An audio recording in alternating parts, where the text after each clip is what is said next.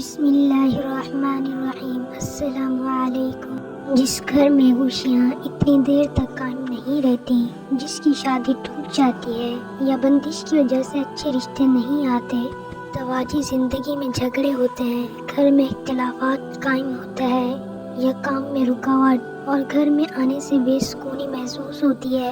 تو اللہ کے ولی حضرت شاہ شمس تبریز سب سواری چند چیزوں کا بخول بنا کے اس پہ خاص اسم اعظم دم کر کے اپنے عقیدت مندوں کو دیا کرتے تھے،